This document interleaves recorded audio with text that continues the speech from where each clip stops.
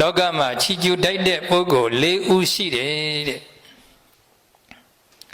နံပါတ်1ဥစ္စာရှိ၍အပျော်မမဲ့သူပစ္စည်းဥစ္စာတွေတော့ပေါ်များတာမှန်တယ်တဲ့နော်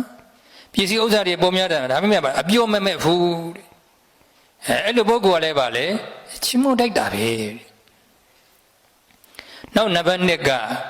အာနာရှိ၍အနိုင်မယူသူသူမှာပါလေလုတ်ပိုင်ခွင့်ပေါ့နော်အာနာဆိုတာလုတ်ပိုင်ခွင့်ကိုပြောတာ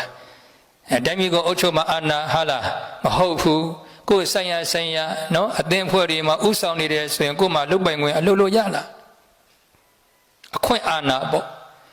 အဲ့ဒီလိုအခွင့်အာဏာရပါလေရဲ့နော်ကိုယ့်ရဲ့လက်အောက်ငယ်သားတွေပေါ့ကိုယ့်ရဲ့လက်အောက်ငယ်သားတွေကိုအနိုင်မယူဘူးဆိုရင်အဲ့ဒီပုဂ္ဂိုလ်ကလည်းပဲချီးမွမ်းထိုက်တဲ့ပုဂ္ဂိုလ်ပဲပြောမယ်ဆိုရင်တကယ်သူတော်စင်တွေပေါ့ဗျာနံပါတ်1ဥစ္စာရှိ၍အပျော်မဲ့သူနံပါတ်2အာဏာရှိ၍အနိုင်မယူသူနောက်နံပါတ်3ပညာရှိ၍မခက်ထန်သူဟောပညာတွေကတက်လိုက်တာပြောစရာမလိုဘူးဘွဲဒီဂရီတွေအမျိုးမျိုးရထားတယ်ဒါပေမဲ့သူ့ရဲ့စိတ်နေစိတ်ထားလေးကအလွန်နုညံ့ကာရဝတရားနိဝတတရားနော်အစံပြီးတဲ့ဇဗေနှံလို့ပေါ့အမတန်နုညံ့တယ်ဆိုရင်အဲ့ဒီပုဂ္ဂိုလ်ဒီချီးမွမ်းတိုက်တဲ့ပုဂ္ဂိုလ်ပဲ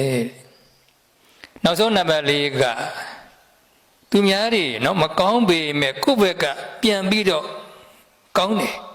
သူများတွေဘယ်လောက်ဆိုးကိုယ့်ဘက်ကပြန်ပြီးတော့မတုံ့ပြန်ဘူးကိုယ့်ဘက်ကကောင်းတယ်အဲ့တော့သူများမကောင်းပေမဲ့ကိုယ့်ဘက်ကပြန်ကောင်းတယ်ဆိုရင်အဲ့ဒီပုဂ္ဂိုလ်ကလည်းပဲချီးမွမ်းထိုက်တဲ့ပုဂ္ဂိုလ်ပဲ